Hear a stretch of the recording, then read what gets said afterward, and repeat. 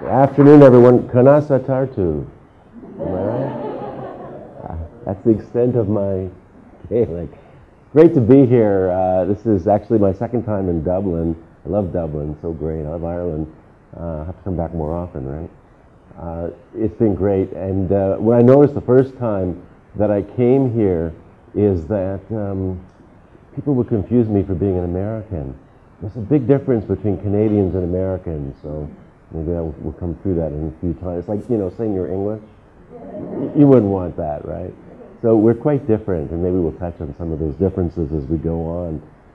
Emotional intelligence, as you probably know, has become a vast topic, much greater than we ever thought it would be when we started working in this area over 20 years ago.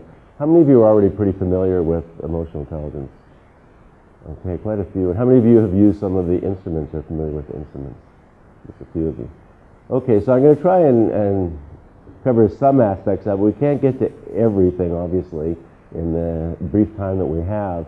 But, you know, if as we have questions and things, maybe you can steer me to some of the things that you have particularly interest in. But let's just start off in general, trying to get a handle on this topic and what it's about. And a question I like to ask in a lot of different places in the world is what you typically think of or see as smart. We all talk about people who are smart in various ways. So if I were to ask you, what does it mean to be a smart person? What would be some of the things that you would think? Anyone? Adaptability, someone who adapts to their environment, I guess. What else? Knowledge? Okay. The ability to apply the knowledge, not just having it, but using the knowledge. Anything else? That's it? That's our definition? Oh, we got a very shy group here. I haven't been in one of these pits for I don't know how many million years. I'm not used to this. I used to lecture at universities, so that was like a past lifetime of mine. So this sort of reminds me of what I used to do back in the psychology department. So, okay, it's, you know, when I asked that question 15 or 20 years ago, it was more along the lines of what you're saying, knowledge, being analytical, having a good memory, very traditional cognitive sort of tasks. But when I ask that question now, it's expanded to things like adaptability and various other things like interpersonal behaviors and so on. So we've seen a big change in what we define as smart. Do any of you know this guy? No? This guy's the smartest man in the world. How do I know? Well, I just go to the internet and Google, smartest man in the world. Have any of you read the book, The Outliers? So you might be familiar with who this guy is. He was in that. He was in my book. I actually had him in my book before he was in Malcolm Gladwell's book. But I guess he's a much better writer than I am. So he sells millions of books, and I sell in the thousands. But this gentleman that we both wrote about. The reason I wrote about him is because I was involved in a CBC. You have BBC out here. We have CBC, the Canadian Broadcasting, and there's a show on there which is I forget what you call them, sort of a news type show. We call it The Fifth Estate, and they investigate certain things. And one of the episodes was on Mensa, which I'm sure you're all familiar with. So I was part of that show. I was called in because this guy turned up. His name is Chris Langdon, and he's involved with Mensa and claims that he's got the highest score anyone's got, not just on the regular Mensa test, but on the super Mensa test. So as part of the news item, we follow him around, we ask him questions and all kinds of things.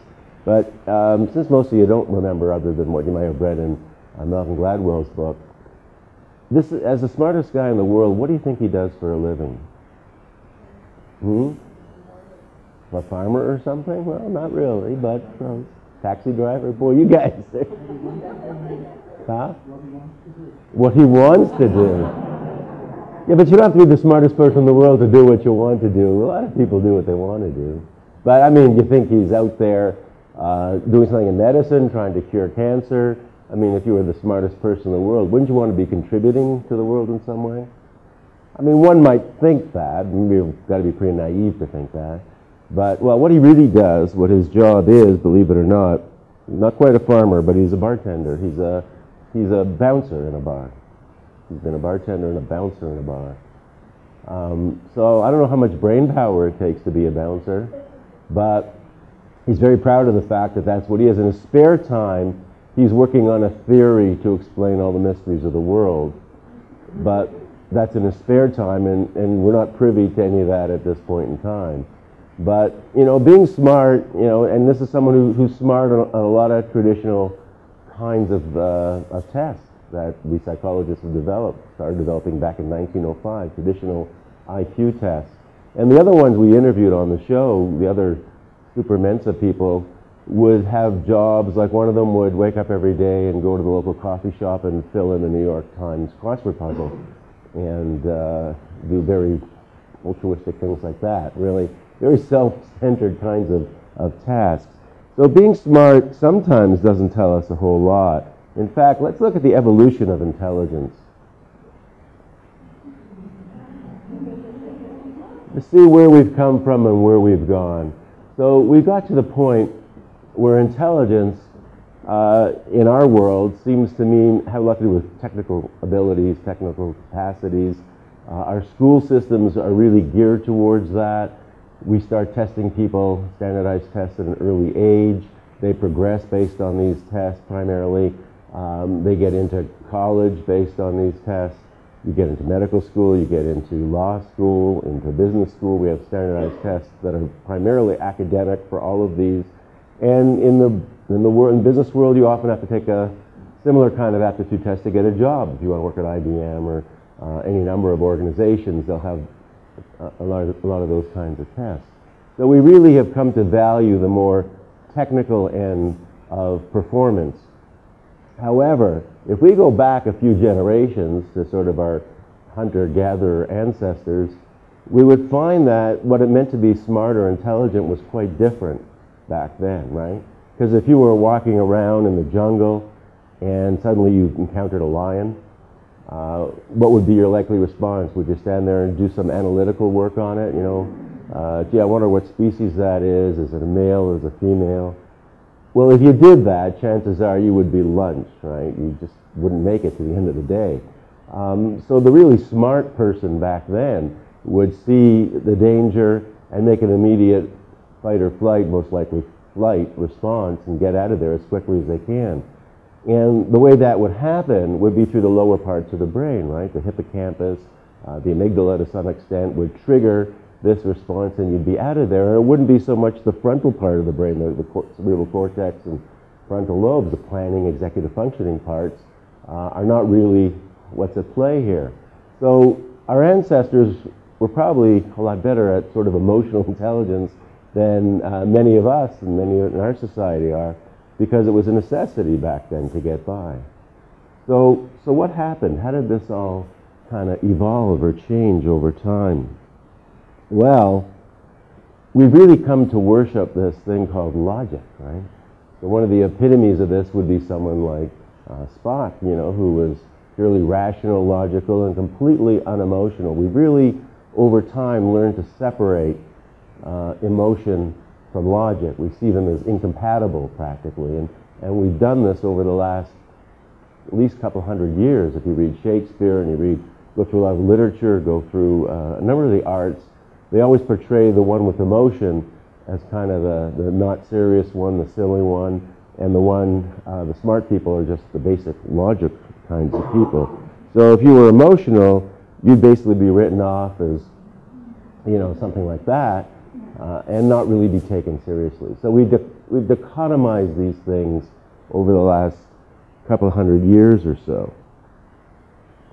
But if you take a look at the real situation, at least on Star Trek, who was the captain of the ship?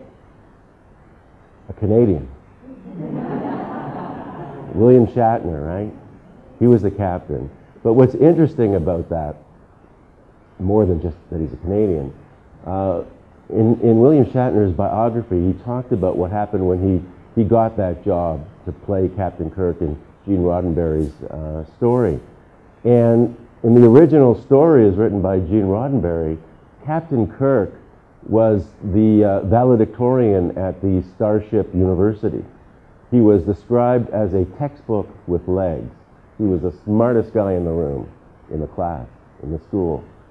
And when Shatner saw that, he said, you know what, that's not right. That's not the person who would be the leader. That's not the captain of the ship. And he convinced the writers of Star Trek that, in fact, the captain was, and I take a quote from him right there, is a man with very human emotions. The leader is not the one with just the brains. The leader is the one who can sift together what everyone says and use their emotions and come up with the right decision. And it seemed to work. How many years do you think that? And people are still talking about Star Trek to this day. It's got to be like 50 years or something that's been going on. Interestingly, I don't know if you saw the last lectures of Randy Pausch. That's a famous series of lectures on the internet. This is a professor in the U.S. Who is well known for his ability to present interesting lectures, was dying of cancer, and they recorded his last lectures, and one of them was really interesting because he talked about Captain Kirk, and he said he didn't know everything about everything. Scotty knew more than him about engineering, Spock about science, and Bones about medicine. You know, he was the captain, right? And we see that more and more in the world, in industry and in other places, where it's the one who is able to sort of capture the essence of what's required, put in some emotion, and make the decisions. Now, we sort of got waylaid down this cognitive route because that's what our school systems have told us is important. Goes back to the early IQ testing days of first IQ test, Alfred Binet, back in France, who actually created the IQ test to weed out children in the Paris school system who wouldn't benefit. So it doesn't have a very pleasant history behind it, I'm sad to say. So, but we still use the same kind of measures that were used back then in terms of making decisions about people and in terms of what we train them and what we teach them. You know, just a focus, which I'm not trying to say they're bad things, but they become almost the only things at the exclusion of other factors that are probably important in our development. So does being smart academically or cognitive intelligence mean you're going to be successful? Well, I don't think anyone really believes that anymore today, and there's just so many examples of people who are successful in spite of it, right? Bill Gates' father says he was never the smartest in his high school class, and he went on and did pretty well. You could say the same about Michael Dell. You could say the same about all kinds of very successful entrepreneurs. And interestingly, even in medicine, I've met a number of people who are just excellent chief of staffs in whatever specialty they're in, who have told me, you know, I was nowhere near the top of my class in medical school, but, you know, I was the party guy. I was the one that everyone seemed to like and have fun with, and they rose and did really well in terms of the profession. So it's a matter of trying to get a handle to understand what are these factors that really help differentiate those who tend to be more successful in life versus those who struggle. So let's talk a bit about some of the false starts we've seen, just to drive it home. There's a lot of examples, and I'll just give you a few, of people who started off being very successful in life, but what derailed them tends not to be how academically smart they are. What tends to derail a lot of people who rise to a certain level tends to be some kind of emotional factor. Here's just a few examples. I'm sure you might remember this guy, John Edwards, that almost became or was close to becoming Vice President of the United States. Very talented, bright trial lawyer, was seen as a leader, had everything going for him, except slipped a little bit, started having an affair. His wife was dying of cancer. He abandoned her. He blamed the affair on a subordinate, tried to get him to take all the blame for the affair that he was having. A lot of very sleazy kinds of things. But it was a matter of emotion getting in the way and really, you know, derailing his entire career. And this is a guy that nobody wants to associate with anymore. And there's lots of them, especially if you look at American politics. I mean, there's no shortage of them. I don't know if you remember this guy, Anthony Weiner, was a New York congressman. The guy who was taking pictures of himself naked and emailing them to women, strange women or women he wanted to meet, married with kids, doing this crazy stuff, lost his job, no longer a congressman, humiliated in front of the entire nation. But it was this crazy emotional or lack of emotional control that torpedoed what could have been, and he was talked about as a potential presidential candidate down the road, but his whole career is shot. And here's one maybe a little closer to home for you guys. I'm sure you won't take credit for him, but you'll say he's from the UK. You're all familiar with Tony Hayward.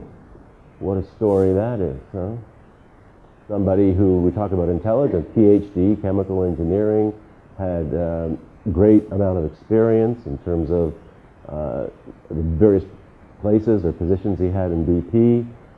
And then when disaster struck, he wasn't there. Literally wasn't there, went off yachting or something. And this is a fellow who probably will not be allowed to step foot in the United States for the rest of his life. He's so hated there over what happened and the way he handled it, more about the way he handled it. So it's just kind of emotional, his lack of understanding or being able to read the situation in other people led to his downfall. And of course, Arnold Schwarzenegger is another one. Governor of California, having a love child. So there's there's millions of examples, and I often, people say to me, well, they're all men, right? They're all men. So I had to just add to the list. I'm sure you're familiar with Leona Helmsley. You might have heard of her. One of her famous quotes is, taxes are only for the little people. It's one of her, before she went to jail. You probably are familiar with this one. Martha Stewart. Interestingly, she went to jail, but it wasn't for the stock trading that she went to jail. It was the lying, right? It was the silliest thing. I mean, the emotional component, the fact that she reacted in such a way and was ashamed and whatever, that she lied about what happened, and that's what ultimately put her in jail. The stock trade was just a minor thing in reality. And another one that close to home for me, are you familiar with this? Naomi Campbell, very successful model, runs a supermodel, has a little empire that she runs. Well, I remember her because this happened in Toronto, one of the incidents. She was there and she threw the telephone at her assistant and injured her fairly badly, but got arrested as a result of that. So even people who are very successful in life, go very far, their emotions can just derail their lives if they don't manage them very well. And even in medicine, which is one case that was a pretty big case, as you can see, well, locally for us in Ontario and Toronto, a physician who lost it. He swore at his patients, especially the story here of him swearing at a 70-year-old woman patient and doing all kinds of crazy things. He lost his license and got into a whole lot of trouble over this. But it can happen to anybody. It doesn't matter how educated you are, it doesn't matter what your career is. If you can't manage your emotions, you're not immune to getting into one sort of trouble or another. The other aspect of emotions that's really important, and I'm sure that you come across, especially if you have the role of a leader, if you're the head of a nursing department, an occupational therapy department, medical department, as a leader, there are aspects of what you do that you're probably not even aware of that affect the people who work with you. And, oh, that sounds good. Is that a phone? I don't even recognize the tune. So if you're Steve Jobs, for example, or if you work for Steve Jobs, you're an engineer, you happen to be an engineer working at Apple in the heyday of Apple's success, you would probably really love the place you work, and there's this thing about Steve Jobs that people a couple steps below him were really dedicated to work as hard as they could for him, the engineering people. They just loved the fact that, that what he did in terms of aesthetics and engineering was very motivating for them. However, if you worked for Carly Fiorina at Hewlett Packard and you were one of the engineers, you had a very different feeling. A lot of them were pretty unhappy about some of the moves she made in the organization, and it showed because they had a very difficult time. The engineers did not produce very well. They were angry. Many left during that period of time. So even though it may not be a deliberate thing you do, the emotions you generate affect people several levels down from where you are and affects the decisions that go on. Where did this emotional intelligence stuff start? Where did it begin? The term itself was coined by Peter Salovey and Jack Mayer. He's currently the president at Yale University, but when we started working with him, he was professor of psychology at Yale University, worked his way up, and now I guess emotional intelligence made him so famous they kept getting promoted, but he deserves it. So when they talk about where some of the origins of this concept, I'm sure you're all familiar with Charles Darwin, this part of the world. And most people know Charles Darwin's work in terms of evolution. But there was another aspect of his work which was really fascinating. He wrote a book called The Expression of Emotions in Man and Animals. And what he was trying to show in that book was that emotions transcend species. We can read emotions not only among different cultures of human beings, but across species. And this was a big sort of scientific argument at that time. How many of you have pets? Do some of you have pets? So how many of you know if your pet is sort of happy or sad or hungry, or you tend to know that? Yeah, you know that pretty well. So you say, what are they wasting their time doing this kind of science? Everyone knows that we can read our pets' emotions, but being in science, you know that you have to prove everything and find data and evidence for it. And in this book, Darwin, and the book's still available, I guess, in places, has drawings, detailed drawings of animals from around the world, like hundreds of them, with various emotional expressions, demonstrating that they most likely share the same emotional components that we share. And here's an example. How many of you would be willing to pet that dog? Yeah, none of you would, right? Because you're all very emotionally intelligent. What that means is you're very capable of reading the emotion in that animal and knowing that if you're likely to pet it, you might lose your hand or get bitten off. And that's partly what emotional intelligence is about. The ability to read emotions. If it's a crying child, then the likely response is to go and comfort that child, pick up that child, is a healthy emotional intelligence response. So the argument that Darwin made was that emotions are not random, they have a purpose.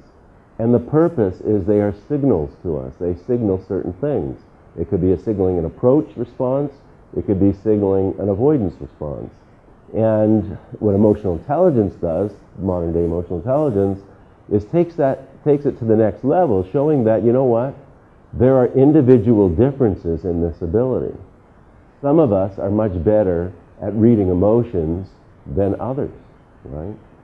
There are times that you may be with a colleague, and the colleague, they'll say to you, how do you feel? And you'll say, I feel fine. And they'll say, no, you don't. There's something bothering you, isn't there?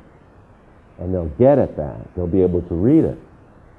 Or you may have worked for someone, the boss, where you had a really rough day, and they'll come and say to you, where's that report you were supposed to get done today? And you'll say, oh, I'm sorry, things are happening. And they'll say, where's the report? You were supposed to bring that report in. I don't care about your personal life. You were supposed to do something you didn't deliver. And be completely oblivious to the way you might be feeling.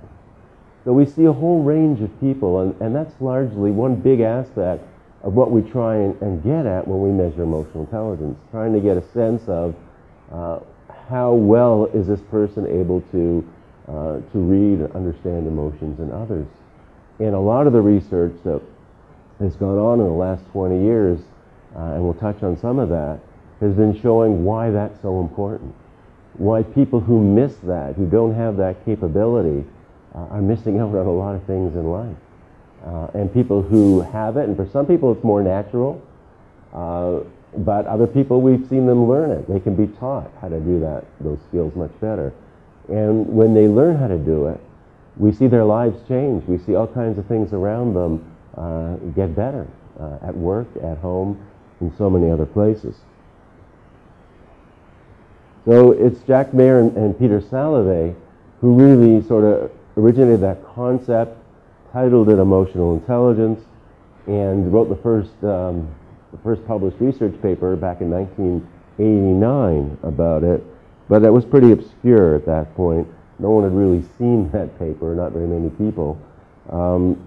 But the way Peter describes it, he says he sees emotions as an organizing process to help you think and behave adaptively. So again, there's a purpose to emotions. They serve a function. So if we ignore them, we don't pay attention to them, we're missing out on something. We're not fully functioning as human beings.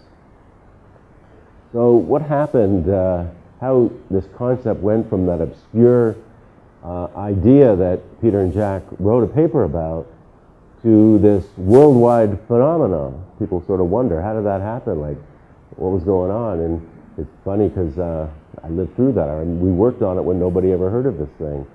And what happened was kind of interesting. So Peter was giving a talk like this in an academic place, and Dan Goleman happened to be there. Dan Goleman at the time was a science writer for the New York Times, and he was working on a book that didn't quite have a title for at that point in time. And he heard Peter talking, and he said, wow, that term, emotional intelligence, I really like it. And he came up to Peter and he said, you know, do you mind if I borrow that term for this book I'm working on that sort of relates to what you're talking about? And Peter said, well, yeah, sure. I mean, I'm just an academic here at Yale, and if I wrote a book, I'd probably sell 50 copies to the libraries around town. So sure, go ahead. So he did, and the rest became kind of history. The book got published and sold very quickly, 5 million copies, and went on to become probably the best-selling psychology book in the history of psychology.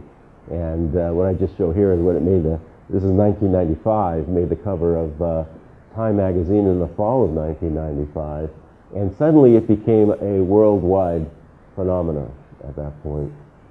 And that's interesting in and of itself, how well this concept has been adapted everywhere in the world, whether it's in the Far East, whether it's in South America, Australia, all through Europe. It's just amazing.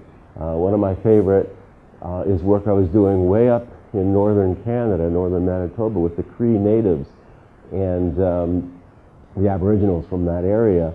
And we were teaching back and forth. They were teaching me about Cree culture. I was teaching them about emotional intelligence. And they showed me their ancient medicine wheel. And the factors on their ancient medicine wheel actually dovetailed with the factors in emotional intelligence. So what we're dealing with are some very basic human emotions that transcend cultures, which is really interesting when you think of IQ and all the controversy around IQ, and how even in the United States alone, it couldn't cross over the barrier of race or social economic class. It just didn't work. Whereas we found emotional intelligence crosses over cultural barriers, age barriers, race barriers throughout the world. So we've been fascinated by that whole thing. And as I'll show you, we've been working in many countries around the world as a result of that. So the EQI, the instrument that a number of you are familiar with, the work on it started back in 1985, predating Goleman's book by 10 years. And the original work done by Reuven Bar-On as a doctoral dissertation was getting at a lot of these same concepts.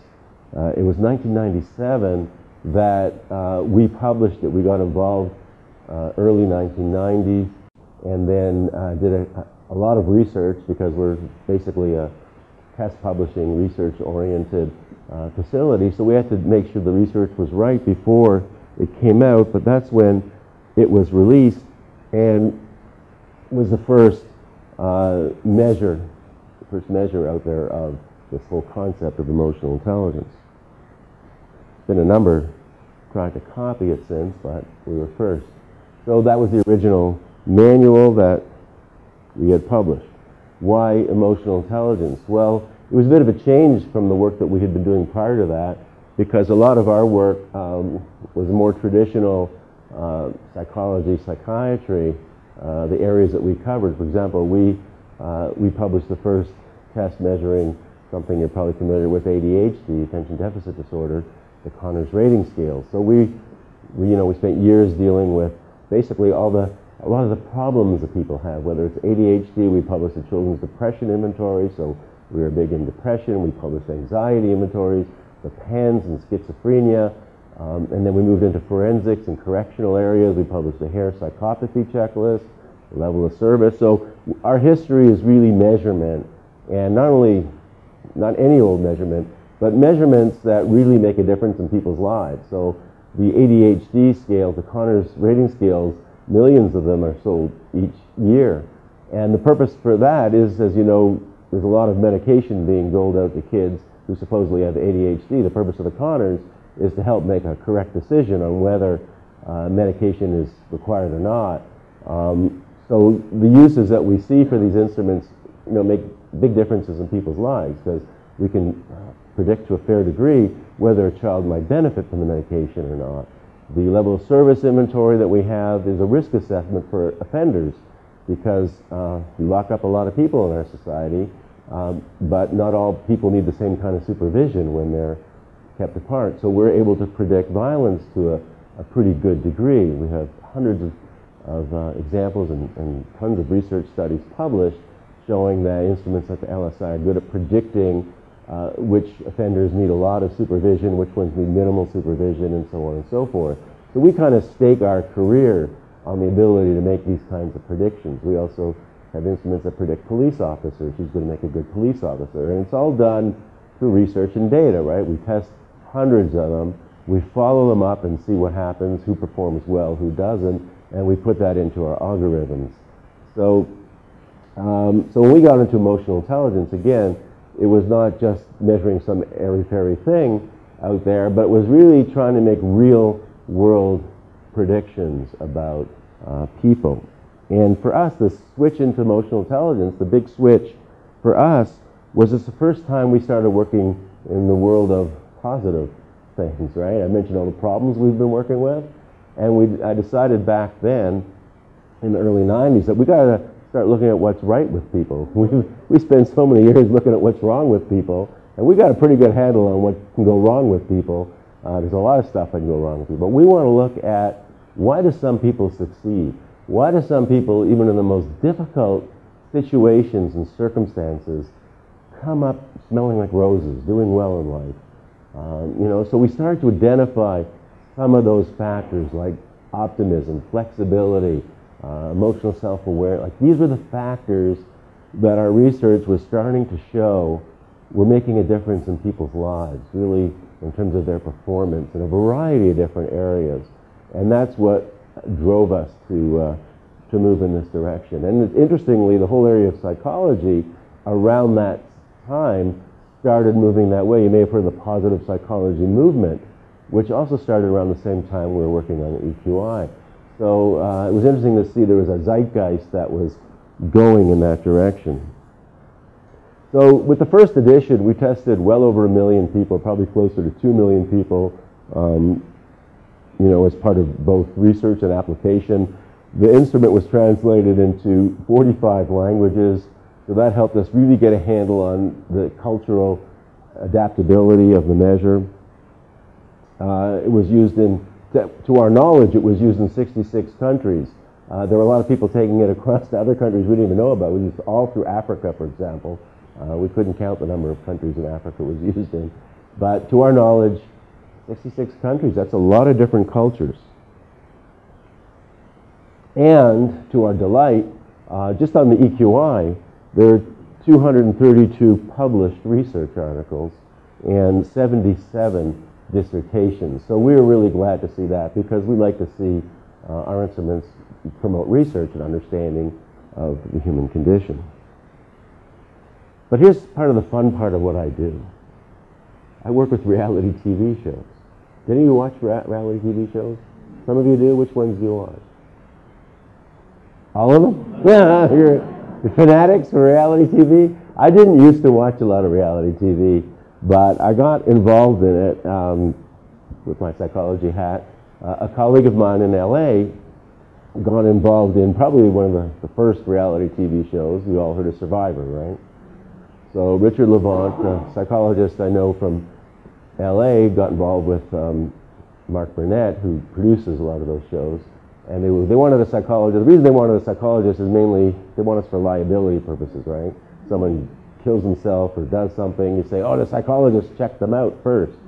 But when he called me, he wanted to look at how emotional intelligence would fit in, because you know, in these reality shows, it's generally a relatively short space of time. A lot of competitive things go on, and there's winners, right? And the psychologists like that. If we can see that there's a lot of people at the beginning and only a few at the end, winners and losers, hey, that's a study for us, right? That's in vitro research.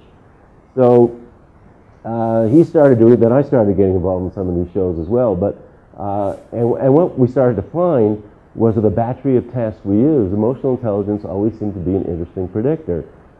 Take The Apprentice. Is any of you familiar with that? You have your own version of that here. So you know the original was Donald Trump.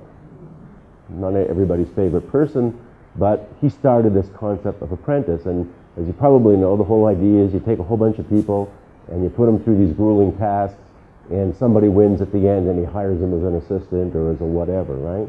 That's the prize. It's almost like a real life hiring situation, but reality TV style, right? They put you through all these hoops. So Richard worked on the first Apprentice shows, and they were all given an IQ test, a personality, traditional personality test, and they were given the EQI. And what was interesting, we looked at the first, I think it was about the first 5 shows of Apprentice, all the winners, and what we found is the one, of everyone who made it into the top 5, who made it that long, in every case, their EQ score was higher than their IQ score. So it's interesting to see, I mean, reality TV sort of plays out a world of its own that we can't really control, and we see what happens. And an interesting one, I just finished last week working on the first Big Brother in Canada. You know, we've had Big Brother in the US in the 15th season now, but we had never run one in Canada before. I know you've had it in England, you've had it in Ireland, you had an Irish winner in the UK, is that true? My God, unbelievable. So, never had a Canadian on the US show on it. So, anyway, so I was a psychologist for the show, so I was part of casting and selection and testing. You know, obviously, you know what instruments I used for the selection. What was interesting about it, again, Big Brother is one of those things where they live in a house, they're cut off from the real world. We start with 15 people, they vote people out, and you know, we see it as a social game primarily, but there are competitions, physical competitions, mental challenges and tasks, but it's largely, I believe, a social game to see who makes it to the end. So if you look, we looked at the American game, and we saw who tends to win the American game. Well, people like Evil Dick, right? Or, you know, Dr. Will, who's a plastic surgeon, but he's a psychopath. He stabs everybody in the back. I mean, and he's proud of it. He's a Florida surgeon. And who's the other one? Dan Giesling, who lies about he lies with a smile on his face. He actually faked his own funeral on his show. So they've all been very, you get my gist here, they've all been very manipulative, kind of negative characters. So I figured, well, that's the way the show works. So I made sure I tested psychopathy for all of our candidates, and I actually convinced the producers to take a couple people who scored really well in psychopathy. They weren't in jail or criminal, but one of them was a psychology graduate student who thought he was manipulating us on the testing, but he scored really high on manipulativeness and a couple of, so we figured this is probably the kind of people you want, right? But we mixed them up. We had all types of people, and I tested them all before, followed them through. I had to be there to counsel them when stuff happened, and we just finished last week. So I just did an analysis comparing the first 5 who got thrown out with the 5 who made it to the very end. And one of the fascinating things was we're not like the Americans at all. We threw out all the psychopaths right away. They all left, you know. And in terms of EI, they were overusing certain areas. The ones who were too assertive were targets. They got thrown out. The ones who were very inner focused, high emotional self-awareness, very focused on themselves, they got thrown out. The ones who made it to the end were our highest scores in optimism, flexibility, low in manipulativeness, and low in narcissism. I measured narcissism. The narcissists all leave in Canada. We don't like narcissists. We're probably like you more than we're like the Americans. We get rid of narcissists. So we found that fascinating. So the ones who lasted in the end, when their alliance broke up or things didn't work out, they were flexible. And they weren't just worried about, oh my God, what am I going to do? This is terrible. They were right on top of, well, who am I going to be with next? Oh, I'm going to be with you. You and I will work together, right? And they were optimistic. Things went wrong. They lost competitions. They always looked at the positive and congratulated whoever won. And it was like sort of, in a way, I don't want to say the nicest people, but the ones who were really high in those characteristics ended up winning.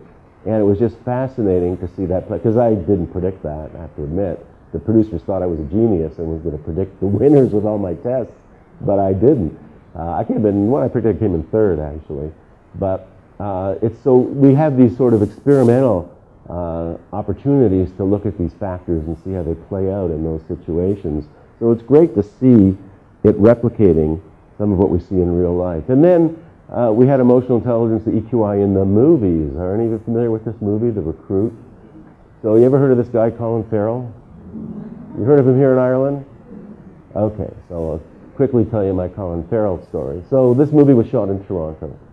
And the writer was an actual former CIA guy.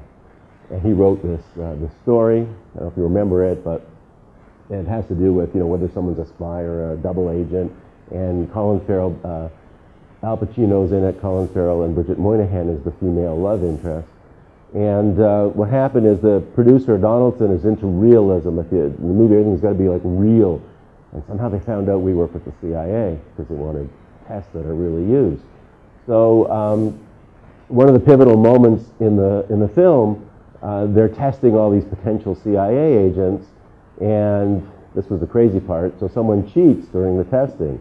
And it's pretty hard. I don't know how they cheat on an EQI, but I don't want to get into that with them because they paid us a lot of money to rent the test. So what happens when the person cheats? It creates a commotion. Bridget Moynihan looks around, locks eyes with Colin Farrell, and the love interest begins, right? So it's a pivotal point in the movie. So I got real excited when we rented them the test, and I said, you know, would you guys mind if I came? I love Al Pacino. I think he's such a great actor. Could I come on set to watch, you know, film?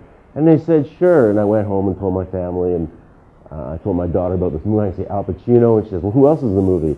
I said, I don't know, some guy, Colin Farrell, never heard of him. She says, Colin Farrell? She says, I'm coming. She, of course, thinks Colin Farrell is everything, right? So I said, okay. So I bring my daughter, and we go to watch this filming. So what happens is they're shooting this scene with, like, I don't know, a couple hundred people in the room, big room like that, bigger than this. And, you know, what happens is Colin Farrell, you guys know him pretty well, I'm sure, starts acting up on the set. And he stands up, and he's swearing, and he's making fun of the test, and you got like a couple hundred crew there. I mean, this is money, right? This is a lot of money to shoot these big Hollywood movies. So at some point, the director, Donaldson, gets pretty fed up. This is getting to be an expensive temper tantrum. So what he does is, I watched him walk right up to Colin Farrell, and he goes, Colin, now what would you say if your grandmother heard you talking like that and behaving in this way? She wouldn't be very happy with you, would she? And he sort of looked at him and says, yeah, you're right, you know. And he sat down, he behaved, and they shot the whole scene. Now, I thought that was amazing emotional intelligence, right? I mean, you wonder how, you know, you have big stars with big egos and get away with whatever they want. But, you know, this guy could have yelled at him, screamed at him, done any number of things, but he was able to just zero in on the right thing to control him, to sort of turn the situation around and not make a big scene out of it and get the work done, and then he can go on and do his antics kind of thing. So, you know, you find emotional intelligence in all kinds of places, in the strangest places, in the strangest of times. And that's Bridget Moynihan filling in her EQI.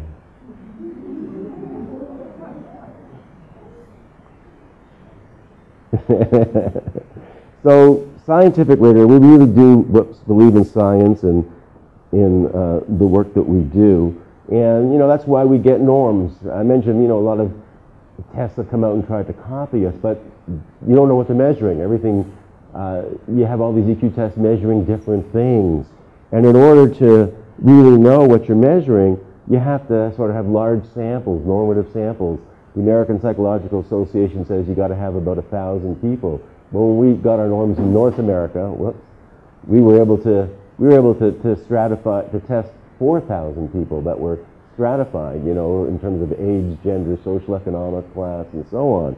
And we collected data here in Ireland and in the UK also to represent the population. So when you're measuring, you know what you're measuring. You know what a 10 is and a 20 and a 30. It's a fair measuring stick. So it's not all about just slapping something together.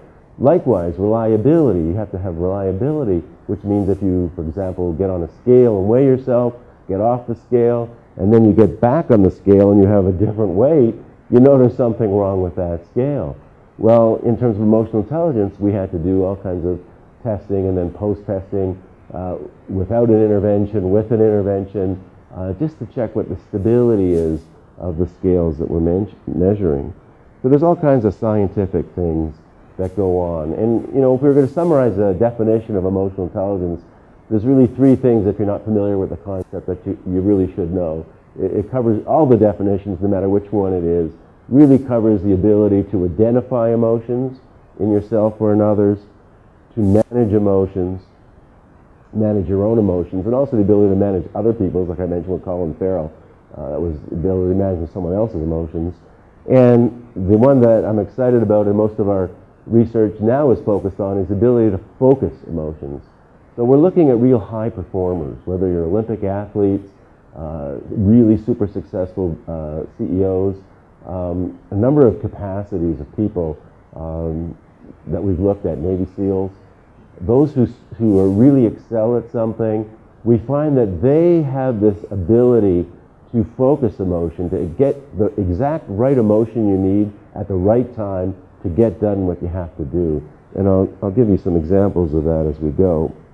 But the first thing is that, we've released a new model based on all our early research. There's a new model that we've come out with of emotional intelligence that we've been getting some very good results with over the last while, the last year since we've released it. And basically it's similar to what I just said. It measures your ability to perceive, but now we look more expressive because, as we'll see, how you express yourself, your ability to express emotions is an important thing as well. And we look at the ability to develop social relations and maintain social relations. We look at this thing I was just mentioning, the ability to use emotions in terms of making decisions, in terms of motivating yourself, and so on.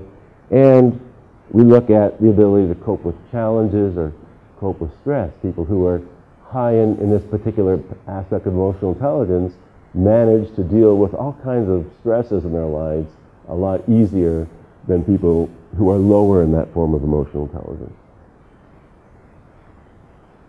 And that's what the new report looks like. Okay, so just quickly, we've done a lot of research over time. We've discovered things such as your emotional intelligence tends to increase with age, kind of a naturally occurring thing. We replicated that with our new EQI, showing that again, as we get older, some people say older and wiser, but our emotional intelligence tends to get higher. We still continue to find gender differences in emotional intelligence. Overall scores tend to be relatively similar, but women tend to score higher in things like empathy, interpersonal relations, and men tend to score higher in coping with stress. What about physicians? We did one of the early studies about 15 years ago with a large sample of physicians, and what do you think we found? Well, it wasn't good news. our physician sample scored lower than our population sample, especially in the area of empathy. Now this caused quite a bit of a stir when we released this way back then, and it was kind of interesting. So the CBC, of course, got a hold of it and wanted me to come on one of their shows. And not only that, they didn't tell me till the last minute. The show was a debate with a physician. I said, "Oh, really?" You know? Yeah, it was the debate with the head of family practice at McMaster University. I don't know if you are familiar with McMaster University in Canada, but it's a well-known medical school in the area. So I get on this radio show, and she asked me to start explaining my findings. I tell her, this is what we did, this is what we found. You know, I couldn't manipulate it anyway. That's the way the data turned out. So then they went to the woman, the physician in charge of family practice unit, and said, "Well, what do you think of this?" And she said, "I think that's absolutely correct. We take the brightest, best students in our course, and we drill the empathy out of them." I was kind of shocked when she said that. And she went on to talk about how McMaster was trying to do a lot of things to turn that around, to change that whole thing. And they're very innovative, as you see, in their ability to do that. So it was kind of interesting, and here it is 15 years later. We don't have new data yet on physicians, but it'll be interesting to see how much has changed and perhaps where it's changed. This is a book that became a fairly big seller in Canada. This is a physician, an anesthetist, who was releasing all these secrets of anesthetists, what goes on in the operating rooms. It was like a big expose that got a lot of attention. But I like one part of this Dr. Wang's interview. He was featured in all the media when this book came out. And they asked him, because he writes in the book that he thinks he's deficient in emotional intelligence. And he goes on to describe that that's true, you know. And then he talks about the fact that anesthetists tend to have a lot of drug addictions, alcohol problems, and so on. So I found that kind of interesting, sort of validating of what we did. So I started thinking about a lot about selection. I'll get to medical schools in a second, but when we look at selection in the corporate world, there's sort of an order to what people look at, right? They look at academic performance first. What school did you go to? Harvard, Yale, Cambridge, Oxford. Then we look at, you know, what's your experience? What have you done before? And then we look at your technical abilities. How competent are you technically? And then we might look at personality and say, what kind of a personality type are you? So we all know about cognitive intelligence and the things that we're looking at there. When it comes to personality, personality is kind of interesting and useful, but it doesn't tend to change a lot over time, right? So we're kind of stuck with what we got, whereas in a lot of occupational groups you want to change it. What about emotions? Well, we know that we never really checked that out, or we haven't in the past to any great degree, but we know that emotions change, right? You can change your emotions over fairly short periods of time. It's really the way you transition those changes, the way you manage those changes that we talk about as being important. Now here's an interesting study that was done on selection of medical students. Don Rettelmeyer is a professor of medicine, and he spent, I think, 10 years at Stanford University, and then he moved to Toronto, and he was a professor at University of Toronto. So he carried out research looking both at Stanford and University of Toronto. He wanted to see the effect of the interviews, because they both did kind of interviews before they accepted medical students. And he was looking at all the variables they collected to see what predicted success for students getting into medical school, looking at these interviews. And the only thing he came up with, and he's written about this, I think he's published a paper on it, the only thing he came up with that made a difference was whether it was a rainy day or not. Now that wouldn't be good here in Ireland because it seems to rain all the time. But as far as California and Toronto, if you got your medical interview on a rainy day, you were less likely to get accepted into medical school. It was amazing. So his conclusion was that you're probably in a bad mood when you go for your interview. Don't go for interviews on a rainy day. I kind of reinterpreted that. My belief was that it's probably the interviewers who are in a bad mood, and that's why you shouldn't go, because they're more likely to reject you on a rainy day. Gee, I don't know how that would play out here in Ireland. You might want to try and replicate it. Now, this is an article that came out within the last year in the New York Times, about the concern of medical recruitment. And as you can see, there's a big movement in the United States to go beyond the academic test. You'll love the way the article starts in the New York Times. Doctors save lives, but they can sometimes be insufferable know-it-alls who bully nurses and do not listen to patients. Medical schools have traditionally done little to screen out such flawed applicants or to train them to behave better, but that is changing. So we'd like to say that actually McMaster University was one of the early ones in that change, and they partnered with Harvard, and they started looking at some of these emotional components in their selection process and have led the way. This story is about Virginia Tech, where they were doing a bunch of mini interviews before you got accepted. You might be familiar with that process. I'm not too thrilled with it, but they figure the way you're going to act in a 3-minute interview is going to predict your emotional intelligence, and people are good at faking interviews, we all know that. But anyway, it's in the news. A few studies I'll point out, I don't have much more time, but you've probably seen some of these studies looking at emotional intelligence and physician performance. This one looked at the doctor-patient relationship, patient trust. What they did is they looked at 994 outpatients, 39 doctors that represented 11 different specialties. They had doctors self-rate their emotional intelligence.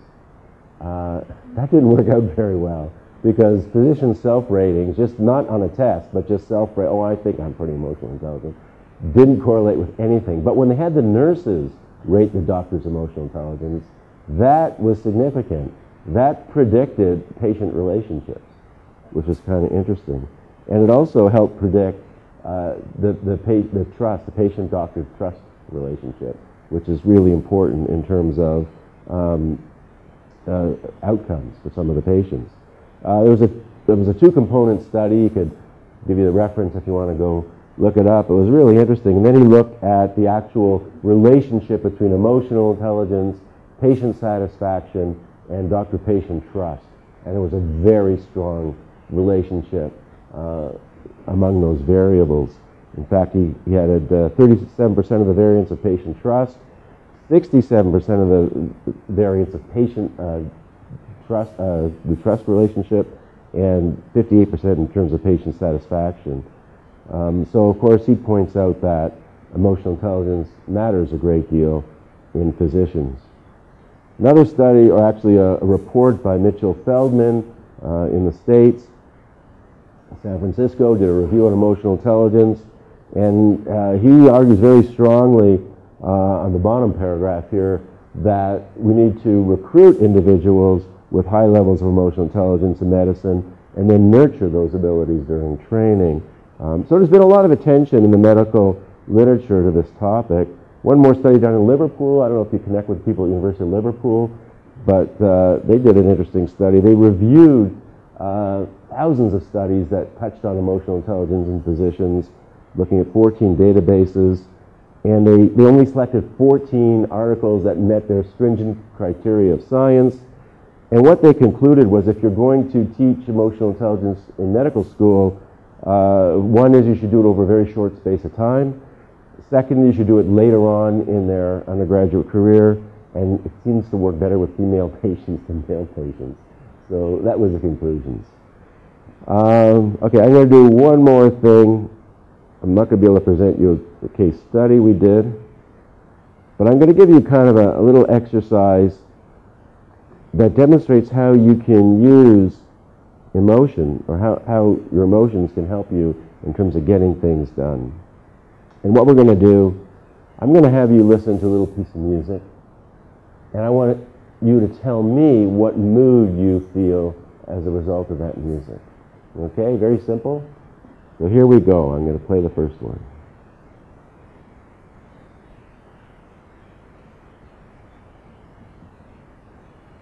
Let's go.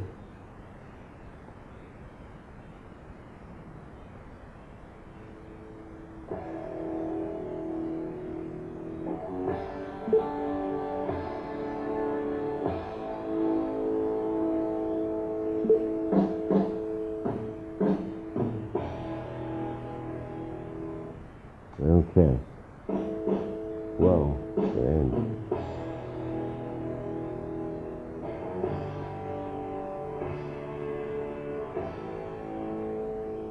I think you got the feel of that.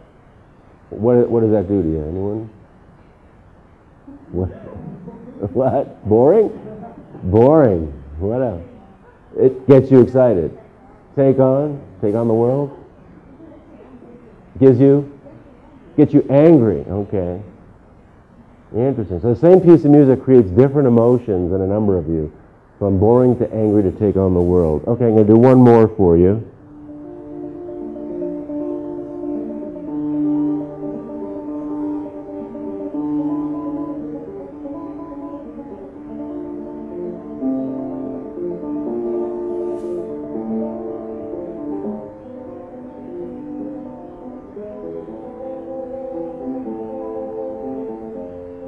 Okay, emotions.